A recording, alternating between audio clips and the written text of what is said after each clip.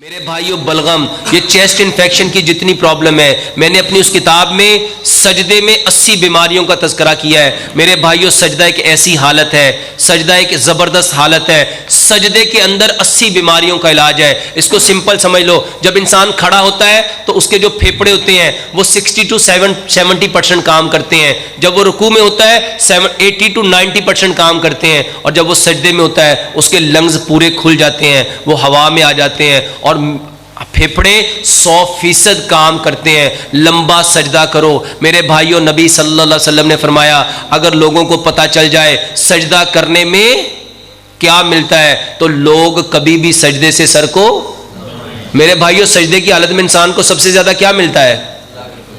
अल्लाह के सबसे। और बताओ जो अल्लाह के करीब हो गया उसकी कोई परेशानी रहेगी, उसकी तकलीफ रहेगी?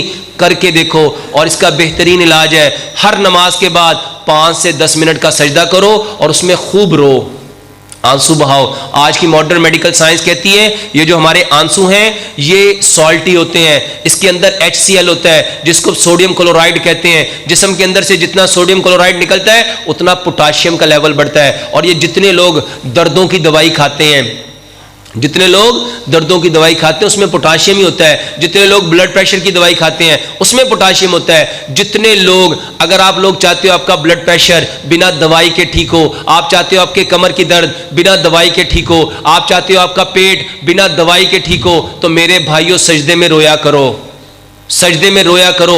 जब आंसू निकलेंगे, आंसू सॉल्टी होते हैं, नमकीन होते हैं। जिस्म से जितना नमक निकलेगा तो मेरे भाइयों नमक आपके प्रेशर को बढ़ाता है, जितना नमक निकलता जाएगा आपका जिस्म उतना पुरसुकून होता जाएगा। क्या आप लोग जानते नहीं, जब हम रोते हैं किसी दुख में, सदमे में, परेशानी में, जब हम रो लेते हैं तो दिल को क्या हो जाता है?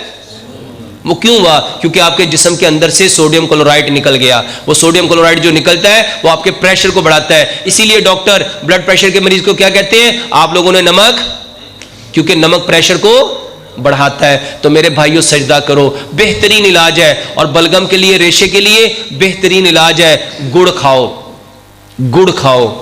वल्लाह साइंस ने रिसर्च की, जो गुड़ खाने वाला बंदा उसको कभी भी फेफड़ों का कैंसर नहीं हो सकता।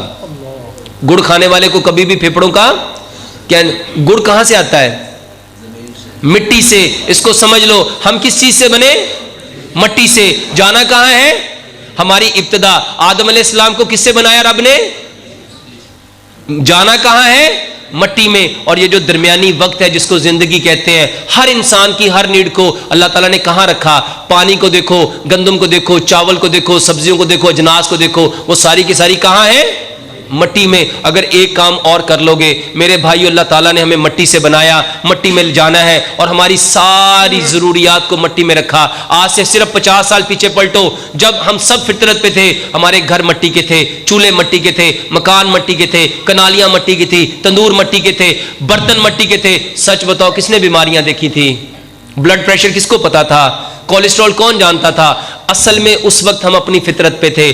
आज से कई हजार साल पहले एक इंसान आए थे, उनका नाम हकीम लुकमान है। बहुत माजरत, सवालात बहुत ज्यादा हैं, लेकिन ये वो बातें हैं जो आपको नफा देंगी, ये आपको हर बीमारी में नफा देंगी। मेरे भाइयों आज से कई हजार साल पहले एक शख्स आया, उसका नाम हकीम लुकमान है। अल्लाह ताला कुरान में किसी का नाम इज्जत से ले दे तो वो हमारे लिए क्या हो जाता है?